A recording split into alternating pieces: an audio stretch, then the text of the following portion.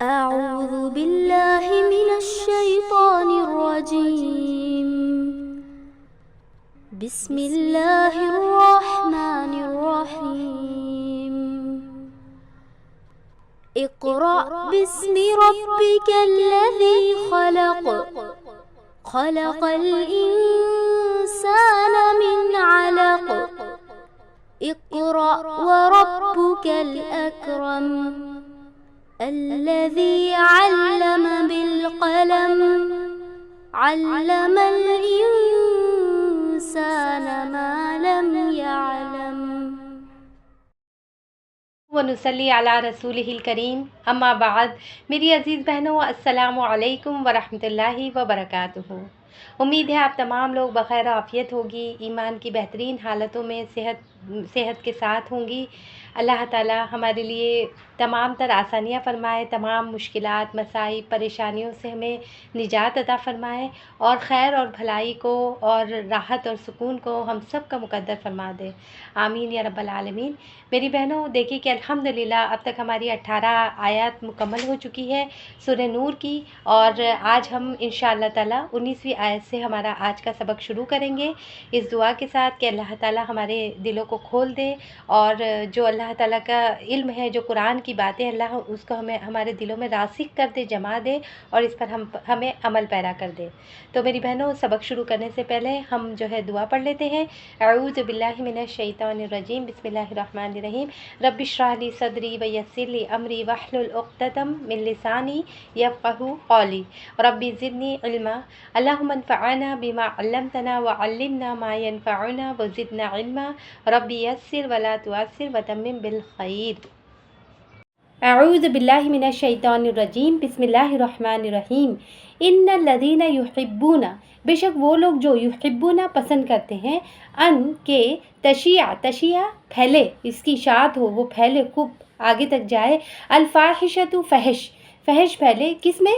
فی الذین آمنوا، ان لوگوں میں جو آمنوا ایمان لائے، لہم عذاب علیم، تو ان کے لیے کیا ہے؟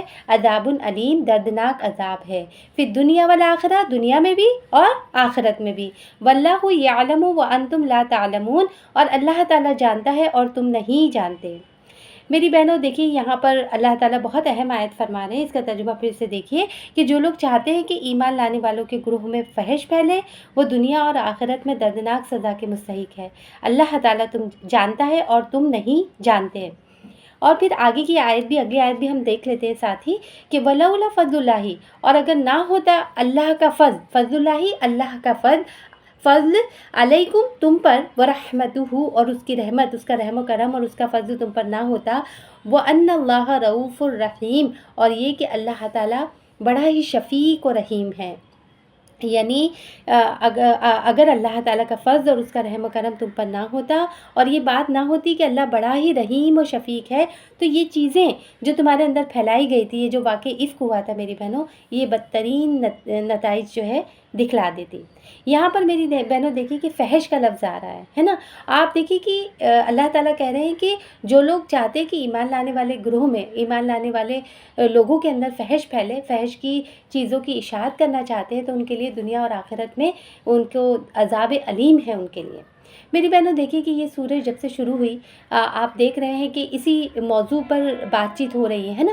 پہلے تو سب سے پہلے تو زنا کی سزاؤں کا ذکر ہے، کہ سب سے پہلے تو زنا سے منع کیا گیا، پھر اس کی سزاؤں کا تذکرہ کیا گیا، پھر اس بات سے منع کیا گیا کہ اگر کوئی کسی کو کسی برائی میں ملوث دیکھ لے تو اس کے اوپر مٹی ڈال دے، بات آگے نہ پھیلائے، اور اگر بات اتنی بڑھ گئی ہو کہ آگے پہنچانا ضروری ہو تو کم سے کم 4 چشمدید گواہ ہونے چاہیے، تبھی وہ جا کر اس کی رپورٹنگ کی جا سکتی ہے، ورنہ اگر 4 کی بجائے 3 گواہ ہو، 2 گواہ ہو، 1 گواہ بھی ہو، تو بھی کیا ہوگا؟ الزام لگانے والے پر کو جو ہے 80 کوڑے مارے جائیں گے۔ پھر آگے چل کے یہ بات ہوئی کہ اگر کوئی شوہر اپنی بیوی کو اس برائی میں ملوث دیکھ لے، بے حیائی میں کا ارتکاب کرتے ہوئے دیکھ لے، تو پھر وہ کیا کرے؟ تو اس کے لیے میری بہنوں، جیسے کہ آپ نے سنا، لعان کا قاعدہ مقرر کیا گیا۔ پھر ہم اس سورے میں آگے چلے تو پھر واقع افک کا جو ہے وہ بڑا تفصیلی ذکر آیا ہے نا۔ حضرت واقع افک کیا تھا؟ حضرت عائشہ رضی اللہ تعالیٰ عنہ پہ منافقین نے جو بہتان لگایا تھا، ہے نا۔ تو میری بہنوں دیکھیے کہ مسلمانوں کی اس وقت اخلاقی برتری بہت بلندی پر اخلاق تھے مسلمانوں کے، بہت چرچا تھا، اور اس کی وجہ سے آپ دیکھیے کہ مسلمانوں کو جو فتوحات ہو رہی تھی اس میں بہت بڑا جو عمل دخل تھا ان کی اخلاقی برتری کا تھا۔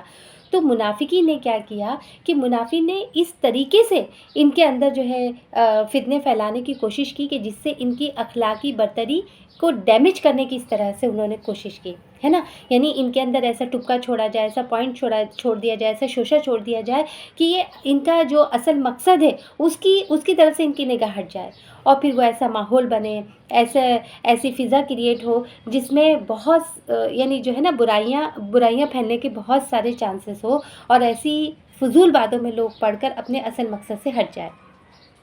تو میری بہنوں اللہ تعالیٰ دیکھیں یہاں پر فرما رہے ہیں کہ اگر اللہ تعالیٰ کا فضل اور اس کی رحمت، اس کا رحم و کرم تم پر نہ ہوتا، اور یہ بات نہ ہوتی کہ اللہ تعالیٰ بڑا ہی رحیم و شفیق ہے، تو جو باتیں تمہارے اندر پھیلائی گئی تھی تو یہ تو بہت ہی برے نتائج دکھا دیتی، بہت ہی برے اثرات اس کے ہو جاتے، اور نہ جانے کون کون اس میں ملوث ہوتا۔ لیکن آپ دیکھیے میری بہنوں کہ مدینہ کی اتنی آبادی ہونے کے باوجود جو ہے، اتنی بڑی آبادی ہونے کے باوجود صرف 3 لوگ جو ہے اس سے متاثر ہوئے، اور ان تینوں کو بھی چھوڑا نہیں گیا بلکہ ان کو پکڑ کے ان کو جو ہے سزائیں دی گئی۔ لیکن میری بہنوں یہاں پر دیکھیے کہ یہ جو لفظ ہے، یہ جو آیتیں ہیں، صرف اسی پس منظر کے اوپر لے کر ہم کو نہیں دیکھنا چاہیے، بلکہ ہم کو اس کو تمام حالات میں وہاں سے، کیونکہ قرآن تو قیامت تک کے لیے ہمارے لیے قرآن کی آیتیں جو ہے ہدایت کا ذریعہ ہے نا، تو ہم کو اس دور کے بعد بھی آگے کے آنے والے دور، اور ابھی ہم جس دور میں جی رہے ہیں، اور قیامت تک کے آنے والی چیزیں جو بھی ہیں، جس کا بھی اطلاق جو ہے فحش پہ ہوتا ہے، وہ ساری چیزیں اس کے اندر شامل ہوتی چلی جائیں گی۔ یعنی یہ بات ہم کو یاد رکھنا چاہیے۔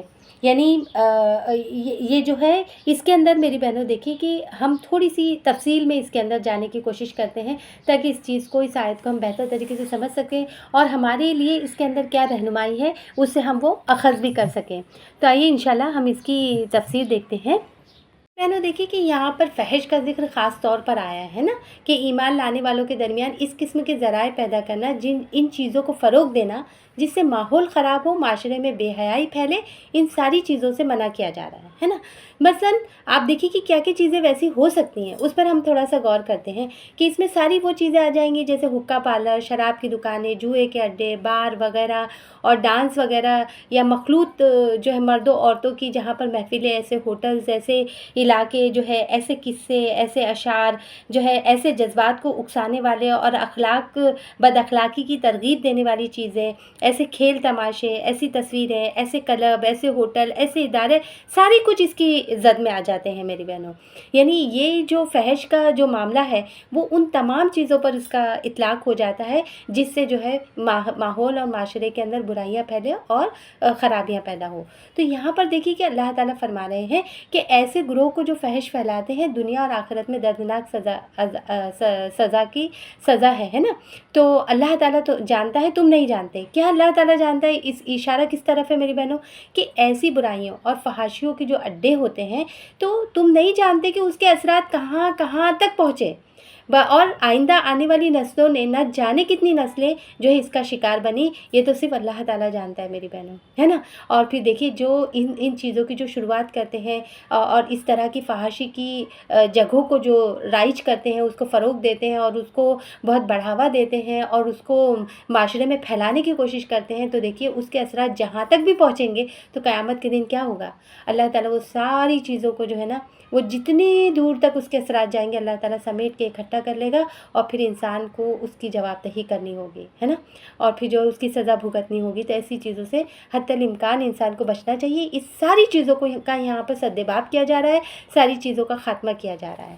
تو میری بہنوں دیکھیے کہ ہم دیکھتے ہیں کہ فحاشی کی شروعات اصل میں ہوئی کہاں سے تھی۔ کیا فحاشی آج کے دور کا ہی چلن ہے یا اس دور اللہ کے رسول صلی اللہ علیہ وسلم کے دور میں تھا؟ کہاں سے تھا؟ کیسے یہ شروع ہوا؟ کیسے لوگ اس طرف مائل ہوتے چلے گئے اور کیسے یہ چیزیں آئیں؟ تو آپ دیکھیے میری بہنوں کہ اس کا مطالعہ کرنے سے ہمیں پتہ چلتا ہے کہ فحاشی کا چلن پتھروں کے دور سے شروع ہوا۔ اس دور میں بھی لوگ ننگی مورتیاں اور تصاویر بنایا کرتے تھے کہ انسان دیکھ کر اس کو مشتعل ہو جائے، ہے نا۔ آپ دیکھیے کبھی کسی غار میں کسی ایسی جگہ پہ جانے کا اتفاق ہوا ہوگا تو وہاں پہ یہ نظارے آج بھی ہم کو نظر آتے ہیں۔ اس کے بعد پھر دیکھیے ترقی ہوئی، انسان نے قلم اٹھایا تو فحاشی کو قلم بند کیا، یعنی انسان نے لکھنا پڑھنا سیکھا تو فحش اور ہیجان انگیز لٹریچر کے ذریعے جو ہے فحاشی کو فروغ ملا، اور اس طرح کے فحش لٹریچر پڑھ کر جب کوئی اپنے گھر سے باہر نکلتا تھا تو وہ شیطان صفت ہو جاتا تھا، اور ہر عورت اسے تفریح کا سامان نظر آتی تھی، ہے نا۔ ایسے لٹریچر آج کے دور میں بھی جو ہے موجود ہے، اور بہت ہی زیادہ یہ رول پلے کرتے ہیں فحاشی کے اندر اپنا۔ پھر آپ دیکھیے کہ اس کے بعد پھر زمانے نے ترقی کی، ہے نا، اور ترقی ہوئی تو کیا ہوا کہ فحاشی کو بھی ترقی ہوئی، اور فلموں کے ذریعے سے اسے منظر عام پر لایا گیا، ہے نا، اور ترقی ہوئی تو پھر ٹی وی کی صورت میں اسے گھر گھر پہنچا دیا گیا، اور اس کے بعد پھر مزید ترقی ہوتی چلی گئی تو پھر یہ میری بہنوں دیکھیے کہ انٹرنیٹ کے ذریعے لوگوں کے ہاتھوں میں پہنچا دیا گیا۔ آج آپ دیکھیے کہ بچے کے ہاتھ میں موبائل ہے، اور اس میں انٹرنیٹ موجود ہے، جس کے ذریعے فحش ویڈیو، فحش تصاویر اور نہ جانے کیا کچھ اس کے اندر موجود ہے۔ انٹرنیٹ ایک سمندر کی طرح سے ہے نا میری بہنوں، یعنی کتنی سائٹس بے حیائیوں پر مبنی ہے، کتنے کیا کچھ اس کے اندر چل رہا ہے۔ ان چیزوں کے ذریعے ہمارے نوجوان بچے بچیاں دھڑا دھڑ اس میں گرفتار ہو رہے ہیں میری بہنوں، جس کی وجہ سے فحاشی کا معاملہ آج کے دور میں میری بہنوں اور بھی زیادہ سنگین صورتحال اختیار کر گیا ہے۔ تو انٹرنیٹ دراصل ہے نا ایک گہرے سمندر کی طرح ہے، اس میں اچھی چیزیں بھی ہے، بری چیزیں بھی ہے۔ اگر کوئی انسان بری چیزوں کے اندر پڑ جائے، اسے بری چیزوں کی لت لگ جائے، تو اس کی نہ صرف دنیا متاثر ہوگی بلکہ آخرت میں بھی اللہ تعالیٰ کی پکڑ سے، اللہ تعالیٰ کی جواب دہی سے اپنے آپ کو نہیں بچا سکتا۔ میری بہنوں دیکھیے کہ اگر انسان اس کی بری چیزوں کو اپنا لے تو وہ نہ صرف اپنے اخلاق کھوتا ہے بلکہ اپنی دماغی صلاحیتوں کو بھی ضائع کر دیتا ہے۔ اور آپ دیکھیے کہ آج کے دور میں آپ کو بوڑھے بھی یہ موبائل فون میں مصروف نظر آئیں گے، جوان بھی نظر آئیں گے، بچے بھی نظر آئیں گے، عورتوں کا بھی اللہ رحم کرے کہ عورتیں بھی، ہم سو رہے ہیں تو موبائل، اٹھ رہے ہیں تو موبائل، بچے نے کچھ سوال پوچھا تو موبائل، کھانا پکاتے وقت موبائل، پھر وقت فارغ ملا تو موبائل پہ گفتگویں ہو رہی ہیں، غیبتیں ہو رہی ہیں، اور نہ جانے کیا کچھ ہمارا اوڑھنا پچھونا موبائل بن چکا ہے۔ میری بہنوں دیکھیں کسی بھی چیز میں اتنی زیادہ اس سے دلچسپی رکھنا، اس کو اپنے آپ کا، اپنی زندگی کا ایک حصہ بنا لینا اور اس کے اندر ملوث ہونا، یہ جو ہے نا یہ اس سے ہم کو بچنا چاہیے۔ انٹرنیٹ پہ ہمارا رویہ میری بہنوں شہد کی مکھی کی طرح سے ہونا چاہیے کہ عمدہ باتیں، اچھی اچھی باتوں کا ہم اخذ کریں، خود بھی عمل کریں، دوسروں تک بھی پہنچائیں۔ آپ دیکھیے انٹرنیٹ پہ کتنی اچھی سیریز ہیں، لیکچرز ہیں، گرامر آپ سیکھ سکتے ہیں، ہنر سیکھ سکتے ہیں، بہت ساری معلومات اخذ کر سکتے ہیں، حفظ کر سکتے ہیں، آپ بہت کچھ اچھی چیزیں کر سکتے ہیں۔ تو ہمارا رویہ انٹرنیٹ پہ شہد کی مکھی کی طرح ہونا چاہیے میری بہنوں، کہ شہد کی مکھی کیا ہوتی ہے، پھولوں سے کیا کرتی ہے، پھولوں کا رس چوستی ہے، اور پھر وہ ہے جو اس سے بہترین اور عمدہ مشروب تیار کرتی ہے شہد کی شکل میں، جو پوری خلق کے لیے فائدہ مند ہوتا ہے۔ تو ہمارا رویہ شہد کی مکھی کی طرح ہونا چاہیے کہ اچھی باتوں کو اخذ کریں۔ عام مکھی کی طرح ہم نہیں بنے کہ عام مکھی گندگی پہ بیٹھتی ہے اور پھر گندگی سے اٹھ کر دوسری جگہ بھی بیماری کے جراثیم منتقل کرتی رہتی ہے۔ تو یہ رویہ ہمارا ہونا نہیں چاہیے میری بہنوں، ہے نا۔ اور سب سے بڑی چیز جو ہے آج کل بہت زیادہ تشویش کی بات ہے میری بہنوں، بہت زیادہ ہم کو اس بارے میں کیا کہنا چاہیے، ہم کو محتاط رہنے کی ضرورت ہے، ہمارے بچوں کی نگرانی کرنے کی ضرورت ہے، ان کی تربیت کرنے کی ضرورت ہے، ان کی گھٹی میں یہ بات ڈالنے کی ضرورت ہے کہ غیر محرم شادی سے پہلے کسی بھی لڑکے سے بات کرنا، کسی سے بھی چیٹ کرنا، کسی سے بھی کے سامنے اپنی ویڈیوز بھیجنا، یہ کسی بھی بچی کے لیے یا لڑکے کے لیے یا لڑکی کے لیے، دونوں کے لیے جو ہے یہ اسلام میں بالکل حرام ہے۔ یہ گفتگو، یہ باتیں، یہ چیٹنگ، یہ ویڈیوز شیئر کرنا، اس کی اسلام ہمیں اجازت نہیں دیتا، بلکہ اس کے لیے بھی سختی کے ساتھ جو ہے منع فرماتا ہے۔ یہ چیز بھی فحش کے اندر آتی ہے۔ اور میری بہنوں آپ دیکھیے کہ یہ موبائل فون کے ذریعے غیر محرموں سے دوستی کا جو ہے نا، یہ موبائل فون بہت بڑا ذریعہ بن چکا ہے نا۔ ایسے نامحرم پر، ایسے شخص پر آج کل کی بچیاں بھروسہ کرنے لگی ہیں، الا ماشاء اللہ، سوائے اس کے کہ جسے اللہ تعالیٰ محفوظ رکھے۔ اور میں سب کی بات نہیں کر رہی ہوں، میں وہ بات کر رہی ہوں جو کہ آج کل آئے دن یہ خبریں آتی جا رہی ہیں کہ نیٹ پہ دوستی ہو گئی، موبائل فون پہ دوستی ہو گئی۔ اب میری بہنوں ہماری بچیوں کو یہ سمجھنے کی ضرورت ہے، یا ہم ماؤں کو سمجھانے کی ضرورت ہے کہ جس شخص کو آپ نے دیکھا نہیں، جس سے ملی نہیں، جس کی تصویر فیک ہو سکتی ہے، اس کے اخلاق و کردار چھپے ہوئے ہو سکتے ہیں، اس کی گفتگو میں جھوٹ ہو سکتا ہے، اس کے چہرے پہ ماسک ہو سکتا ہے، اس کی آئی ڈیز فیک ہو سکتی ہے نا. تو وہ جو ہے کیا کریں، مطلب یہ دھوکہ دے رہا ہوتا ہے.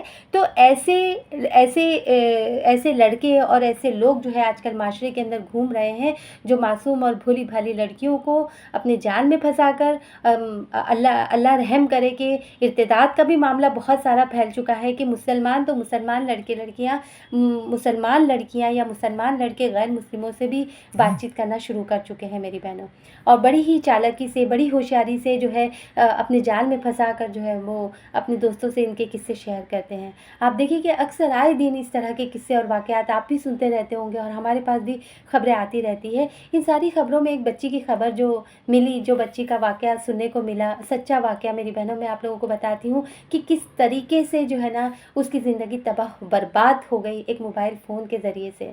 آپ دیکھیے کہ جو ہے نا ہم کو اپنے نوجوان بچوں پر کس قدر نگرانی کی ضرورت ہے، اور نگرانی کر کے بھی کوئی وہ نہیں ہے جب تک کہ ہم اپنے بچوں کے دلوں میں خوف خدا نہ پیدا کر دیں. ان کے دلوں میں اللہ کا ڈر ڈالیے، اپنے آپ کا ڈر نہیں بلکہ اللہ کا ڈر ڈالیے کہ اللہ تعالیٰ دیکھ رہا ہے اور اللہ تعالیٰ ہر چیز کا حساب لینے والا ہے. تاکہ اللہ تعالیٰ، اور ہمیں دعائیں بھی کرتے رہنا چاہیے کہ اللہ تعالیٰ امت مسلمہ کی نوجوان نسل کو اور بوڑھوں کو اور جوانوں کو اور عورتوں بچوں کو سب کو اللہ تعالیٰ محفوظ رکھے، ہدایت پہ رکھے، اور اللہ تعالیٰ شیطان کے شر سے بچائے. میری بہنوں، جس بچی کا میں تذکرہ کر رہی تھی تو وہ اس کے بارے میں بتاتے چلوں کہ وہ سوشل میڈیا پہ کافی ایکٹیو تھی. ایک لڑکے سے اس کی دوستی ہو گئی، اور یہ دوستی جو ہے دھیرے دھیرے آگے بڑھتی چلی گئی. اب پھر ہونا یہ لگا کہ وہ کہنے لگا کہ تمہاری سیلفی بھیجو، تمہارے فوٹوز بھیجو، تو ویڈیوز بھیجو. پھر جو ہے باتیں ہونے لگی، وقت گزرنے لگا. اب ایک دن لڑکی نے کیا کہا کہ میں تمہارے بغیر جی نہیں سکتی، ایک کام کرو، تم اپنے گھر والوں کو کہو کہ میرے لیے رشتہ بھیجے. تو پہلے وہ لڑکا پہلے تو ٹالتا رہا، بات گھماتا رہا. پھر جو ہے رونے لگا، نوٹنکی کرنے لگا کہ گھر والے مان نہیں رہے ہیں، میں اتنا منا رہا ہوں، میں کوشش کر رہا ہوں، لیکن وہ میری بات نہیں سن رہے، میری بات نہیں مان رہے. اب لڑکی جو ہے یہ سن کر رونے لگی کہ میں تو تمہارے بغیر مر جاؤں گی. تو اس پر وہ کہنے لگا کہ سنو، میرے پاس ایک حل ہے، ہم کیا کرتے ہیں، ہم بھاگ کر شادی کر لیتے ہیں. تو لڑکی کہنے لگی ہم بھاگ کر جائیں گے کہاں، کھائیں گے کیا، رہیں گے کہاں، اور کیسے اس طریقے سے ہو سکے گا. تو لڑکا کہنے لگا کہ تم کتنی بھولی ہو، تم ایک کام کرنا نا، جب تم آنے لگو تو اپنی امی کا زیور ساتھ میں رکھ کر لے کر آنا، وہ ہمارے کام آئے گا. اب وہ لڑکی اتنی بے وقوف کہ وہ سمجھ نہیں سکی کہ نامحرم کی محبت میں ایسی ڈوبی ہوئی تھی میری بہنوں کہ اس کی شاطرانہ چال، اس کی باتوں کو سمجھ نہیں پائی، اور کہنے لگی ہاں میں زیور تو لاؤں گی، اور میری امی نے نا میرے پاس کچھ پیسے جمع کر کے رکھتی ہیں تاکہ وقت ضرورت پہ کام آئے. ایک کام کروں گی، وہ سارے پیسے بھی لے کر آؤں گی. تو بہرحال کالج بیگ میں اس نے سارا سامان جو ہے بھاگنے کا تھا وہ اس نے جمع کیا، اپنے امی کا زیور اور جو ہے پیسے اور اپنی ضرورت کی چیزیں، اور جو ہے صبح کالج جانے کے ٹائم پہ گھر سے جلدی نکلنے لگی. تو ماں نے دیکھا تو کہا کہ اتنی جلدی میں ہو، ابھی تو تم نے تو کچھ کھایا بھی نہیں، کچھ کھا پی لو پھر جاؤ. تو لڑکی کہنے لگی کہ نہیں امی مجھے بھوک نہیں ہے، آ کر کھا لوں گی. تو ماں نے کہا کہ ایسے جاؤ گی تو میرا دیکھو بیٹی تمہاری طرف پورا دھیان لگا رہے گا، تو میں کیسے بتاؤں کہ جب تم بھوکی ہوتی ہو نا تو میرے حلق سے بھی نوالا نہیں ہوتا تھا. مگر وہ ماں کی باتوں کو اگنور کر کے چلی گئی میری بہنوں. پھر کیا ہوا، ماں تو ماں تھی، اسے سکون نہیں ملا. بے چین ہو کر وہ سوچنے لگی کہ میری بچی بھوکی گئی ہے، میں ایک کام کرتی ہوں کالج جا کر کھانا دے آتی ہوں. ایک تو بے چینی دیکھیے اس کے بھوکے ہونے کی بھی تھی، اور ظاہر سی بات ہے ایک بے چینی دوسری طرح کی بھی تھی کیونکہ بچی اتنا بڑا کام کرنے جا رہی تھی. تو ماں کو تو بے چین ہونا ہی تھا. تو وہ سوچنے لگی کہ ایک کام کرتی ہوں میں دے کر آتی ہوں کھانا کالج جا کر، ہے نا. تو اب ماں نے کیا کیا، ٹفن پیک کر کے کالج پہنچی. اب وہاں پہنچی کہ بچی ریسیس میں کھانا کھا لے گی، ٹفن کھا لے گی، لیکن وہاں تو بچی تھی ہی نہیں. پتہ چلا کہ بچی تو کالج آئی ہی نہیں ہے. اب ماں تڑپ گئی، بچی کو فون کر رہی ہے، لڑکی کو بیٹی کو فون کر رہی ہے تو وہ فون نہیں اٹھا رہی، اس کا فون بند جا رہا. اب وہ ادھر دوڑ رہی ہے، کبھی ادھر دوڑ رہی ہے، ادھر گھر والے بھی ڈھونڈ رہے ہیں، کبھی اس کو فون کر رہے ہیں، کبھی اس کو فون، کبھی یہ سہیلی سے پوچھ رہے، کبھی وہ رشتہ دار سے پوچھ رہے. لیکن بیٹی نہ ملنی تھی اور نہیں ملی، اور ملتی بھی کیسی میری بہنوں. یہ تو اپنے خاندان، اپنے ماں باپ کی طرف، ماں باپ کی عزت کو جو ہے رونتے ہوئے بہت دور جا چکی تھی. ادھر کیا ہوا کہ وہ لڑکا اس لڑکی کو جو ہے نا ایک گاؤں میں لے کر گیا، اور اس کا گھر بھی میری بہنوں بالکل بولتے نا چھوٹا سا جھوپڑے جیسا تھا جہاں پر پہلے سے ہی کچھ لوگ رہتے تھے. وہاں پر جا کر اس لڑکے نے جو ہے گرگٹ کی طرح سے رنگ بدل لیا، اور کہنے لگا تم کہتی تھی نا میرے بغیر زندہ نہیں رہ سکتی تھی، تو اب یہاں رہو، یہ میرے معذور ماں باپ ہے، اور یہ میری بیوی ہے، اور یہ میرے 2 بچے ہیں، اور میرے ماں باپ میرے دوسرے بھائی کے ساتھ میرا بیمار باپ میرے دوسرے بھائی کے ساتھ رہتا، مطلب اس کے ساتھ اس کی والدہ رہتی تھی اور بیوی اور 2 بچے تھے، اور میرا جو والد بیمار ہے وہ دوسرے بھائی کے ساتھ رہتا ہے، کیونکہ میری بیوی 2 بیماروں کو ایک ساتھ سنبھال نہیں سکتی۔ تو اس لڑکی نے دیکھا، مطلب یہ ساری صورتحال دیکھا، تو وہ جو ہے اس کا تو خوابوں کا محل چکنا چور ہو گیا، وہ تو دیکھ کر تو دھاڑے مار مار کر رونے لگی، لیکن اب رونے سے کیا ہو سکتا تھا میری بہنوں، اب تو چڑیا کھیت چگ چکی تھی۔ ادھر کیا ہوا کہ اس لڑکی کے والد، اس کے بھائی کسی کو منہ دکھانے کے قابل نہیں رہے، محلے کی مسجد میں جانے تک کے لائق نہیں رہے، کیونکہ جب بھی وہ کہیں جاتے تو لوگ انہیں دیکھ کر طرح طرح کی باتیں کرتے۔ ظاہر سی بات ہے ماں باپ پر کتنا اثر پڑتا ہے نا، یہ میری بہنوں اس طرح کی اولاد حرکتیں کرتی ہے تو ان کا خمیازہ ماں باپ کو بھگتنا پڑتا ہے۔ وہ اتنے زیادہ وہ لوگوں کی نظروں سے پریشان ہو گئے، ان کی باتوں سے پریشان ہو گئے کہ دھیرے دھیرے انہوں نے مسجد جانا چھوڑ دیا، گھر سے نکلنا چھوڑ دیا، گھر کے اندر محدود ہو کر رہ گئے۔ اب ادھر کیا لڑکی کی حالت ہوئی کہ بالکل نوکرانی کی طرح ہوئی۔ پہلے تو نامعلوم لوگوں کے لیے کی بولے تھے نا دن بھر خدمت کرنا، کھانا پکانا، ان کے گندے کپڑے دھونا، پھر معذور عورت کی دیکھ بھال کرنا، اور پھر وہ دن بھر اپنے آپ کو کوستی رہتی، روتی رہتی، اپنے آپ پر ملامت کرتی رہتی کہ ہائے میں نے یہ کیا کیا۔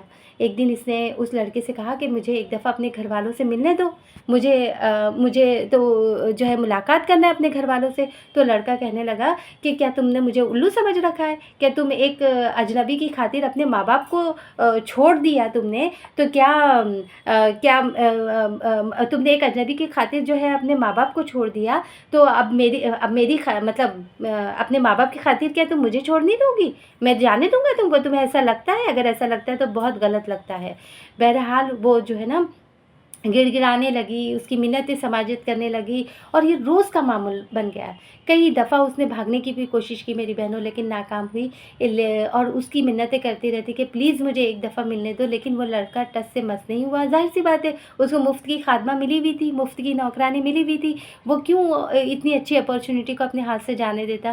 نہ وہ جانے دیتا تھا، اس کو نگرانی میں اور بالکل بھی بولتے نا قید کی طرح سے اس کو رکھا ہوا تھا۔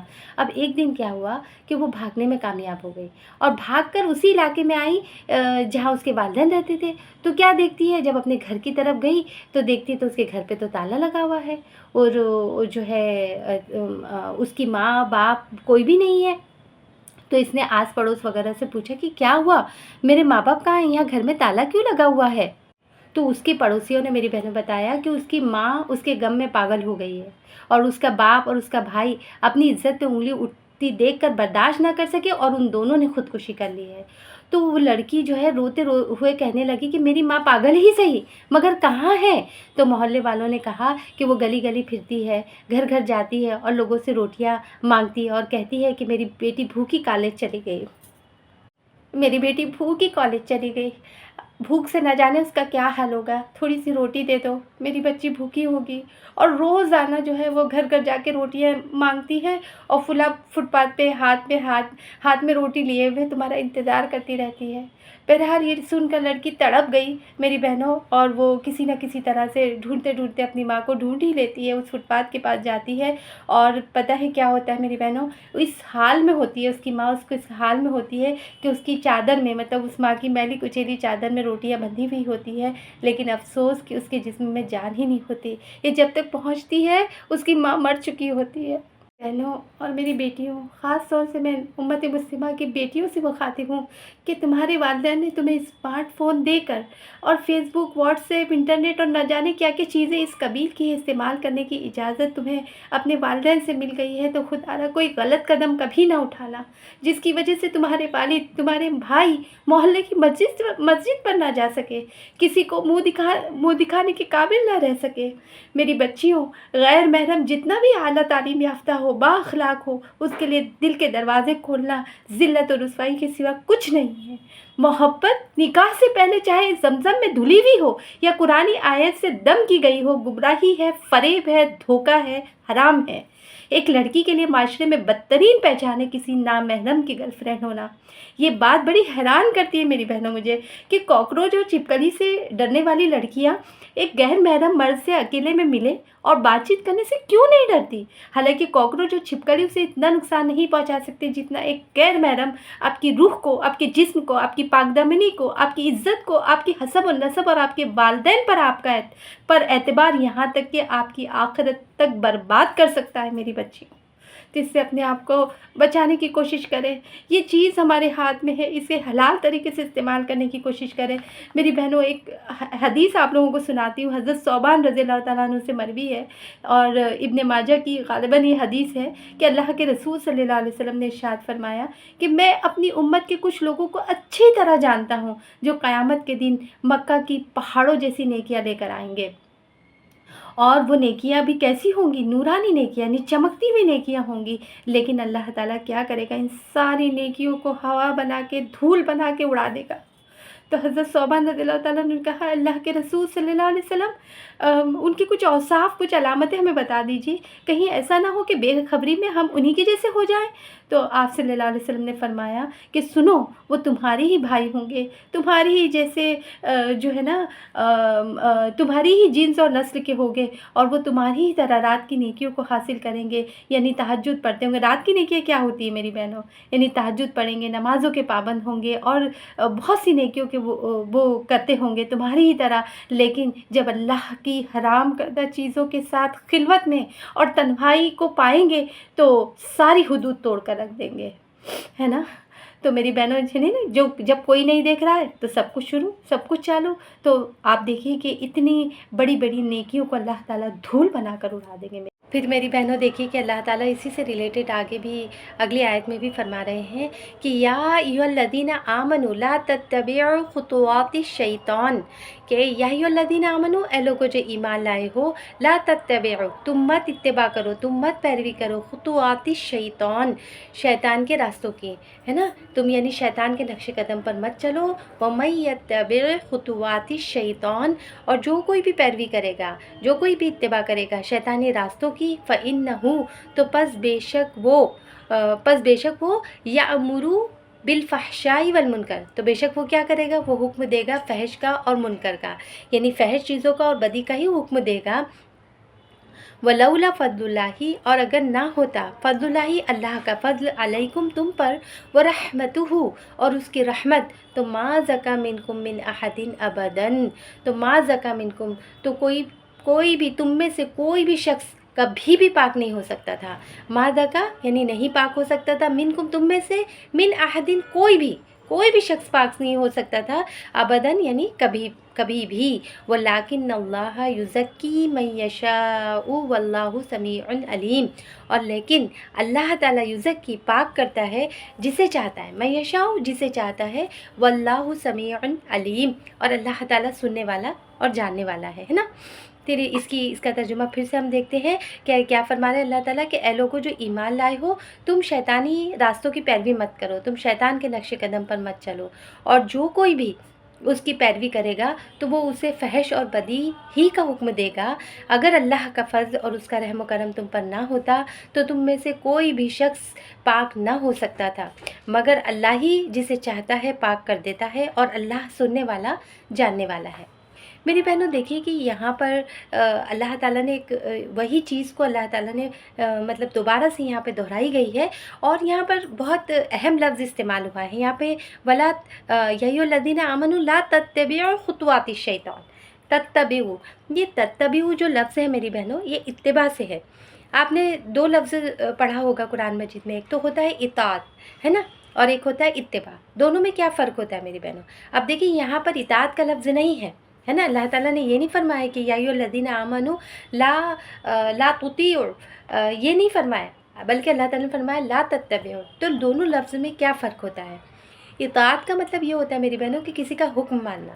اطاعت میں حکم ماننے کا معنی پایا جاتا ہے کہ جب کوئی کچھ کہے تو اس کی بات مانو، ہے نا، اور اتباع میں کیا ہے کہ کوئی حکم دے یا نہ دے، محض اس کی پسند و ناپسند کو مد نظر رکھتے ہوئے کام کرنا، یعنی فالو کرنا۔ یعنی آپ دیکھیں نا، جیسے ہم کہتے ہیں نا فوٹ اسٹیپس فالو کرنا، فٹ اسٹیپس پر چلنا. اب آپ کسی کے فٹ اسٹیپ پر چل رہے ہوتے ہیں، فالو کر رہے ہوتے ہیں، حالانکہ وہ دیکھ نہیں رہا ہوتا ہے. یعنی جس کے ہم فٹ اسٹیپس کو فالو کرتے ہیں اس کا رخ کیا ہوتا ہے؟ دوسری طرف ہے. وہ ہمیں دیکھ نہیں رہا ہوتا ہے. بس ہم کیا کر رہے ہوتے ہیں کہ اس کے پیچھے چل رہے ہوتے ہیں. اور حکم دینے والے کا یعنی اطاعت کا جہاں معنی ہوگا وہاں اطاعت کا نہیں، جس کا حکم ہم مان رہے ہیں اطاعت جہاں پہ استعمال ہوگا تو اس کا رخ جو ہے ہماری طرف ہوگا. حکم دینے والا سامنے ہے لیکن اتباع میں وہ آپ کی طرف رخ نہیں ہے، اس کا رخ ہمارے مخالف سمت میں ہے، اس کی بیک ہماری طرف ہے. اس کے باوجود جو ہے ہم اس کو فالو کر رہے ہیں، ہے نا. وہ ہمیں اس سے غرض نہیں ہو رہی ہے کہ وہ کہاں جا رہا ہے، بلکہ اس بات سے غرض ہے کہ وہ جو کر رہا ہے مجھے کرنا ہے. تو یہ لفظ میری بہنوں یہاں اللہ تعالیٰ نے فرمایا کہ لا تتبعوا خطوات الشیطان، یعنی بے سمجھے بوجھے شیطانی راستوں پر چل مت پڑو. تم اگر اس پر چل پڑو گے تو کیا ہوگا؟ وہ تمہیں برائی اور فحش اور منکر کے راستوں کے اوپر ہی لے جائے گا، کیونکہ شیطان کا تو کام ہی ہے میری بہنوں. شیطان کا تو کام ہے نا، اس نے تو اللہ تعالیٰ سے مہلت مانگی ہے نا قیامت تک کے کہ اللہ تعالیٰ تیرے بندوں کو بہکاؤں گا، میں دائیں سے آؤں گا، بائیں سے آؤں گا، آگے سے آؤں گا، پیچھے سے آؤں گا، ہے نا، اپنی باتوں میں الجھاؤں گا. وہ میرے حکم سے جو ہے یہ کریں گے وہ کریں گے. تو اللہ تعالیٰ کہہ رہے ہیں کہ مومن بندو، اے میرے وہ بندو جو ایمان لائے ہو مجھ پر، جنہوں نے ایمان لائے ہیں مجھ پر یقین کرتے ہو، تو تم جو ہے نا کیا کرو، لا تتبعوا خطوات الشیطان، تم شیطانی راستوں کی پیروی مت کرو. اور جو کوئی بھی پیروی کرے گا تو وہ اس کو کیا کرے گا؟ فحش، منکر، بدی اور نہ جانے کتنی گمراہی کے راستوں کی طرف لے کر جائے گا. اور اگر اللہ کا فضل اور اس کی رحمت تم پر نہیں ہوتی تو تم میں تو کوئی بھی کبھی بھی پاک نہیں ہو سکتا تھا. لیکن اللہ تعالیٰ جس سے چاہتا ہے کیا کرتا ہے؟ پاک کر دیتا ہے. اور اللہ تعالیٰ سننے والا اور جاننے والا ہے. پھر آگے اللہ تعالیٰ فرما رہے ہیں وَلَا يَأْتَلِ أُولِي الْفَضْلِ مِنْكُمْ، وَلَا يَأْتَلِ، اور نہ قسم کھائے، اولی الفضل، فضل والے، منکم تم میں سے، وسعتی، اور وسعت والے، یعنی وسعت والے اور فضل والے، بڑے مرتبے والے، وسعت والے جن کو اللہ تعالیٰ نے کشادگی دی ہے، وہ اس بات پہ قسم نہ کھائے کہ یؤتوا اولی القربا، کہ نہ وہ دیں گے قرابت داروں کو، والمساکین، اور مساکین کو، والمہاجرین، اور مہاجرین کو، فی سبیل اللہ، اللہ کے راستے میں، ولیعفوا ولیصفحوا، ولیعفوا، اور چاہیے کہ معاف کر دے، ولیصفحوا، اور چاہیے کہ درگزر سے کام لے. الا تحبون ان یغفر اللہ لکم، الا کیا نہیں تم پسند کرتے ہو، ان یغفر، کہ بخش دے اللہ تعالیٰ، لکم تمہیں معاف کر دے، تمہیں بخش دے. واللہ غفور الرحیم، اور اللہ تعالیٰ بخشنے والا اور رحم فرمانے والا ہے. یہاں پر دیکھیے میری بہنوں، بڑی پیاری آیت ہے، بڑی اہم آیت ہے، اس میں ہمارے لیے بھی بہت سارے سبق ہے. تو اس کا ایک بار ہم ترجمہ پھر سے دیکھتے ہیں. دیکھیے یہ آیت میں جو ہے نا اتنے بڑے الزام کے بعد بھی جو ہے ترغیب دی جا رہی ہے کہ تم معاف کر دو، ہے نا. اللہ تعالیٰ کیا کہہ رہے ہیں کہ وَلَا يَأْتَلِ أُولِي الْفَضْلِ مِنْكُمْ، اور نہ قسم کھائے اول الفضل منکم، تم میں سے جو صاحب فضل ہے، وسعتی، اور صاحب مقدرت ہے، ان یؤتوا اولی القربى والمساکین والمہاجرین فی سبیل اللہ، کہ تم میں سے جو لوگ صاحب فضل، صاحب مقدرت ہے، وہ اس بات کی قسم نہ کھا بیٹھے کہ اپنے رشتہ دار، مساکین اور مہاجرین فی سبیل اللہ لوگوں کی مدد نہ کریں گے. ولیعفوا ولیصفحوا، اور چاہیے کہ معاف کر دیں اور درگزر سے کام لیں. الا تحبون ان یغفر اللہ لکم، کیا تم نہیں چاہتے کہ اللہ تعالیٰ تمہیں بھی معاف کر دے. واللہ غفور الرحیم، اور اللہ تعالیٰ غفور الرحیم ہے، بخشنے والا، رحم فرمانے والا ہے. میری بہنوں دیکھیے یہ بہت اہم آیت ہے. اور جیسے کہ آپ لوگ پڑھ چکے ہیں کہ حضرت عائشہ رضی اللہ تعالیٰ عنہ پر جب تہمت لگی تھی تو اس میں کچھ سادہ لوگ مسلمان بھی شریک ہو گئے تھے، جس میں نام آتے ہیں کیا ہے، 2 مسلمان مرد تھے، حسان بن ثابت رضی اللہ تعالیٰ عنہ، مصطح بن اساسہ رضی اللہ تعالیٰ عنہ، اور ایک خاتون حمنہ بن جہش شامل ہو گئی تھی رضی اللہ تعالیٰ عنہ، تو جن پر اللہ کے رسول صلی اللہ علیہ وسلم نے حد قذف جاری کیا تھا، اور ان سب کو 80 کوڑے مارے گئے تھے، تینوں کو بھی. تو حضرت عائشہ رضی اللہ تعالیٰ عنہ فرماتی ہیں کہ جب مذکورہ آیتیں، یعنی جو آیتیں ہم نے ابھی پڑھی ہیں، وہ جب مجھ پر نازل ہوئی، میری برات کے سلسلے میں اللہ تعالیٰ نے نازل فرمائی، تو حضرت ابوبکر صدیق رضی اللہ تعالیٰ عنہ نے قسم کھا لی کہ وہ آئندہ کے لیے مصطح بن اساسہ کی مدد سے ہاتھ کھینچ لیں گے، کیونکہ انہوں نے نہ رشتہ داری کا لحاظ کیا، نہ ان احسانات کی کوئی شرم کی جو ساری عمر ان پر اور ان کے خاندان پر حضرت ابوبکر صدیق رضی اللہ تعالیٰ عنہ کرتے رہے. میری بہنوں، دراصل حضرت مصعب بن اساسہ رشتے میں حضرت ابوبکر صدیق کے خالہ تھے اور غریب تھے۔ حضرت ابوبکر صدیق کو اللہ تعالیٰ نے وسعت دے رکھی تھی، تو وہ ان کی ذمہ داری اٹھاتے تھے، ان کی مدد کرتے تھے اور ان کے بہت مطلب ہوتے نا، ان کی پوری کنبے مطلب ان کی پوری فیملی کی جو ہے کفالت کرتے تھے، کہیں یہ بھی آتا ہے۔ تو جب یہ حضرت عائشہ رضی اللہ تعالیٰ عنہ پر تہمت کی مہم میں شریک ہوئے تو ابوبکر صدیق رضی اللہ تعالیٰ عنہ کو سخت صدمہ ہوا، بہت دکھ ہوا کہ ایک شخص جس پر میرا اتنا احسان ہے، اس کا خون اتنا سفید ہو گیا ہے کہ وہ میری بیٹی کے خلاف الزام لگانے والوں کا مددگار بن گیا اور ان کے ساتھ شریک ہو گیا۔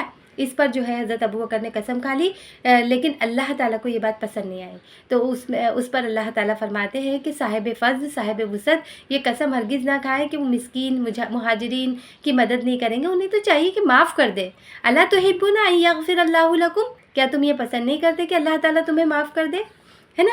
تو میری بہنوں، بات یہ ہے کہ اسلام میں محتاجوں کی مدد محتاجی کی بنیاد پر ہوتی ہے، کسی اور بنیاد پر نہیں ہوتی کہ اگر وہ ہمارے ساتھ ہمدردی کریں گے، ہمارا ساتھ دیں گے تو ہم بھی ان کی مدد کریں گے۔ صاحب مال کو کسی سے ذاتی شکایت کی وجہ سے اس کی مدد بند نہیں کرنا چاہیے۔ مثلاً ہم کسی کی کسی طرح سے مدد کرتے ہیں، کسی دن اس نے ہماری مرضی کے خلاف کچھ کہہ دیا یا کوئی کام نہ کرنے کے لیے کہا، ہماری کوئی کام ہم نے کہا اس نے منع کر دیا، یا اس نے نہ کیا، یا ہم بیمار پڑ گئے تو دیکھنے کے لیے نہیں آیا، یا رشتہ دار فوت ہو گیا تو تعزیت کو نہ پہنچا، تو اب کیا ہے کہ ہم اپنے دل میں رکھ لیتے ہیں کہ میں نے اس پر اتنا احسان کی، اس کو اتنی توفیق نہیں ہوئی کہ میرے مشکل کام میں میرا ساتھ دیتا، آج کے بعد جہاں چاہے مدد مانگے میں تو مدد نہیں کروں گی۔ تو میری بہنوں، نہیں، ایسا نہیں ہے۔ محتاج ہے، اس کو دینا دراصل اللہ کی راہ میں دینا ہے، اپنے ہی فائدے کے لیے دینا ہے۔ اگر اس کی طرف سے ہماری توقعات پوری نہیں ہوتی تو اس پر ناراض ہو کر اس کی مدد بند نہیں کرنی چاہیے۔ اور اسلام دیکھیے کتنی وسعت قلبی ہم کو سکھاتا ہے نا، کہ کوئی تمہارے احسان کے باوجود احسان سے کام نہیں لیتا تو تم احسان سے ہاتھ مت روکو، کہ فرمایا کہ معاف کر دینا چاہیے۔ اور اس کے لیے کس طرح ترغیب دلائی گئی، کس طرح انکریج کیا گیا یہاں پر، کیا تم نہیں چاہتے کہ اللہ تعالیٰ تم کو معاف کر دے؟ تو خود تو دیکھو کہ اللہ تعالیٰ کے تم پر کتنے احسانات ہیں، اس کے باوجود تم اللہ تعالیٰ کی یا ہم اللہ تعالیٰ کی کتنی نافرمانیاں کرتے ہیں نا میری بہنوں، پھر بھی اللہ تعالیٰ ہمیں دیتا چلا جاتا ہے۔ اگر اللہ بھی ہمارے ساتھ ایسا ہی معاملہ کرتا کہ ہماری کسی غلطی پر ہمارا رزق بند کر دیتا تو ہم سب تو بھوکے مر جاتے، ہے نا؟ ہم سے اپنی نعمتیں چھین لیتا تو ہم کہاں جاتے، کس سے مانگتے؟ تو اللہ کے دیے ہوئے میں سے تم اس لیے کسی کو دینے سے روک لو کہ اس نے تمہاری مرضی کے خلاف کام کیا، تمہارے جذبات کو ٹھیس پہنچائی، تو ایسا مت کرو۔ کیا تم نہیں پسند کرتے کہ اللہ تعالیٰ تمہیں معاف کر دے؟ تو میری بہنوں، جب یہ آیت نازل ہوئی نا تو ابوبکر صدیق رضی اللہ تعالیٰ عنہ نے فرمایا کہ واللہ ہم ضرور چاہتے ہیں اے ہمارے رب کہ تو ہماری خطائیں معاف فرما دے۔ چنانچہ ابوبکر صدیق رضی اللہ تعالیٰ عنہ پھر سے مصعب بن اساسہ کی انہوں نے مدد شروع کر دی، بلکہ پہلے سے بھی زیادہ جو ہے اس کے اوپر احسان کرنے لگے، یعنی پہلے سے بھی زیادہ اس کی مدد کرنے لگے۔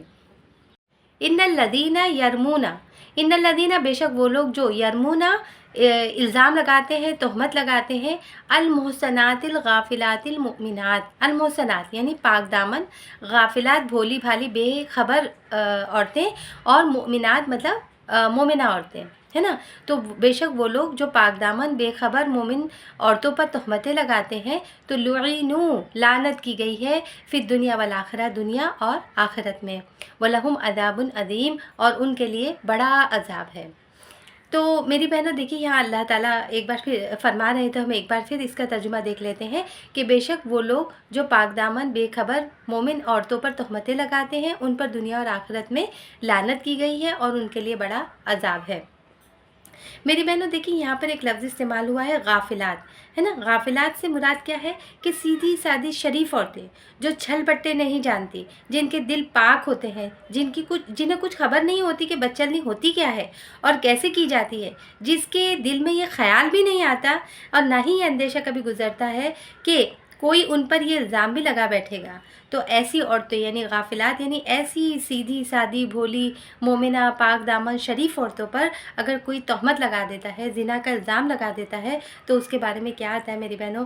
حدیث میں آتا ہے اللہ کے رسول صلی اللہ علیہ وسلم نے فرمایا کہ پاک دامن عورتوں پر تہمت لگانا ان 7 کبیرہ گناہوں میں سے ہے جو موبقات ہے۔ موبقات کا مطلب کیا ہوتا ہے؟ تباہ کن ہے، یعنی انسان کو تباہ کر دینے والے ہیں۔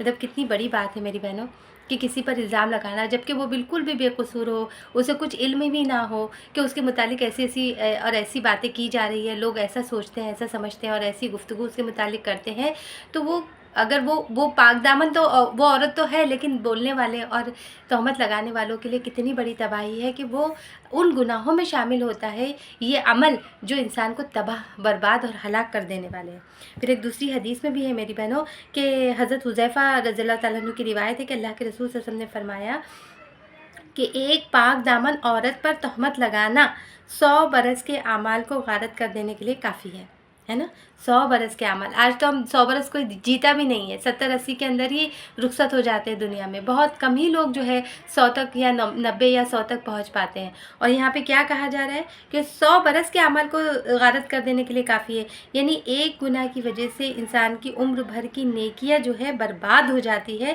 اور کجا کہ حضرت عائشہ صدیقہ بنت صدیق زوجہ رسول صلی اللہ علیہ وسلم پر تہمت لگائی جائے تو کتنا بڑا اس کا وہ ہوگا، کتنی نیکیوں کو غارت کرنے کا یہ سبب بنے گا، یہ اللہ ہی بہتر جانتا ہے۔ پھر اللہ تعالیٰ آگے فرما رہے ہیں کہ یوم تشہد علیہم السنتہم، کہ جس دن ان کی تشہد گواہی دیں گی ان کے خلاف جو ہے السنتہم، ان کی اپنی زبانیں، وَأَيْدِيهِمْ اور ان کے اپنے ہاتھ، وَأَرْجُلُهُمْ اور ان کے اپنے پاؤں، بِمَا كَانُوا يَعْمَلُونَ ان کرتوتوں کی جو کچھ وہ کرتے تھے، یعنی جو کام بھی وہ کرتے تھے ان کی گواہی دیں گی۔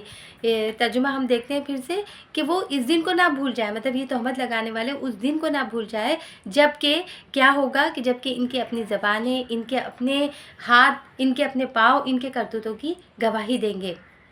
یومئذ یوفیہم اللہ دینہم، اس دن یومئذ اس دن کیا ہوگا، یوفیہم پورا دے گا ان کو اللہ دینہم ان کا بدلہ، الحق حق کے ساتھ، یعنی اس دن اللہ تعالیٰ وہ بدلہ انہیں بھرپور دے گا جس کے وہ مستحق ہے۔ وَيَعْلَمُونَ أَنَّ اللَّهَ اور وہ جان لیں گے کہ اللہ تعالیٰ هُوَ الْحَقُّ الْمُبِينُ اور وہ جان لیں گے کہ اللہ ہی حق ہے، سچ کو سچ کر دکھانے والا ہے نا، مبین جو ہے کھول دینے والا، یعنی حقیقت کو کھول دینے والا، سچ کو سچ کر دکھانے والا۔ ہم اس کا ترجمہ دیکھتے ہیں میری بہنوں کہ یوم تشہد علیہم السنتہم، کہ وہ اس دن کو نہ بھول جائے جب کہ ان کی اپنی زبانیں، ان کے اپنے ہاتھ پاؤں ان کے کرتوتوں کے خلاف گواہی دیں گے۔ اس دن اللہ وہ بدلہ انہیں پورا بھرپور طریقے سے دے کر رہے گا جس کے وہ مستحق ہے، اور انہیں معلوم ہو جائے گا کہ اللہ ہی حق ہے، سچ کو سچ کر دکھانے والا۔ میری بہنوں، جیسے کہ اللہ تعالیٰ یہاں پر فرما رہے ہیں کہ ان کے ہاتھ، ان کے پیر، ان کی زبانیں خود ان کے خلاف گواہی دیں گی، تو یہ کب ہوگا میری بہنوں؟ یہ قیامت کے دن ہوگا، جب اللہ تعالیٰ حساب کتاب لیں گے نا تو حجت پوری تمام کر دیں گے، اس کے بعد حساب کتاب لیں گے۔ تو میری بہنوں دیکھیے کہ حقیقت تو یہ ہے کہ اللہ تعالیٰ ہر انسان کے اعمال کو براہ راست خود جانتا ہے۔ اللہ تعالیٰ کو سب معلوم ہے کہ کس نے کون سا کام کس وقت کس جگہ کس مقصد کے تحت اور کیوں کر کیا ہے، مگر آخرت میں جب وہ عدالت قائم کرے گا تو جس انسان کو بھی سزا دے گا نا تو انصاف کے پورے تقاضے پورے کرے گا اللہ تعالیٰ۔ اس کی عدالت میں ہر مجرم انسان کے خلاف جو مقدمہ قائم کیا جائے گا اس کو ایسی مکمل شہادتوں سے ثابت کر دیا جائے گا میری بہنوں کہ اس شخص کے مجرم ہونے میں کسی بھی بات کی گنجائش نہ رہے۔ تو اس کے لیے کیا ہوگا؟ آپ لوگ قرآن مجید میں مختلف اوقات میں پڑھتے رہے نا کہ سب سے پہلے تو نام اعمال ہے نا، جس میں ہر وقت اس کے ساتھ جو ہے لگے ہوئے کرامن کاتبین اس کا ایک کال، ایک فعل، ایک ریکارڈ، ایک حرکت درج کر رہے ہیں۔ ہمارے ساتھ فرشتے لگے ہوئے ہیں نا جو ہماری نیکی اور بدی کو درج کرتے ہیں، نوٹ کرتے جاتے ہیں۔ تو یہ نام اعمال جو ہے اس کے ہاتھ میں دے دیا جائے گا اور اس سے کہا جائے گا کہ پڑھ اپنا نام اعمال، اپنا حساب لینے کے لیے تو خود ہی کافی ہے۔ اور انسان اسے پڑھ کر میری بہنوں حیران رہ جائے گا کہ کوئی چھوٹی سے چھوٹی چیز یا بڑی سے بڑی چیز ایسی نہیں ہے جو اس میں ٹھیک درج نہ ہوئی ہو۔